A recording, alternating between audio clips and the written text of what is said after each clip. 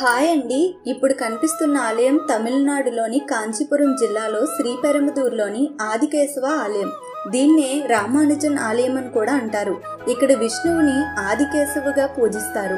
అతని భార్య లక్ష్మిని యతిరాజ నాథవల్లిగా పూజిస్తారు. ఈ దేవాలయం విశిష్టాద్వైత తత్వశాస్త్రవేత్త అయిన రామానుజుల జన్మస్థలమని నమ్ముతారు. ఇవి వైష్ణవ సాంప్రదాయాల్లో 108 అభిమాన క్షేత్రాల్లో ఒకటిగా పూజిస్తారు. ఈ ఆలయం ఉదయం 6:30 నుండి మధ్యాహ్నం 12 గంటల వరకు, సాయంత్రం 4 గంటల నుండి 8 గంటల వరకు తెరిచి ఉంటుంది. ఈ టెంపుల్ చాలా పురాతనమైంది. ఫుల్ వీడియో తీయాలనుకున్నాను, కానీ ఫోన్ అలౌ చేయలేదు. ఇంకా చాలా ఇన్ఫర్మేషన్ ఉంది, అది షార్ట్ వీడియోలో చెప్పడానికి అవ్వట్లేదు. మీకు ఈ ఆలయం కోసం పూర్తిగా తెలుసుకోవాలని ఉంటే కామెంట్ చేయండి. ఇలాంటి మరిన్ని వీడియోస్ కోసం నా ఛానల్ని సబ్స్క్రైబ్ చేసుకొని బెల్ ఐకాన్ క్లిక్ చేయండి.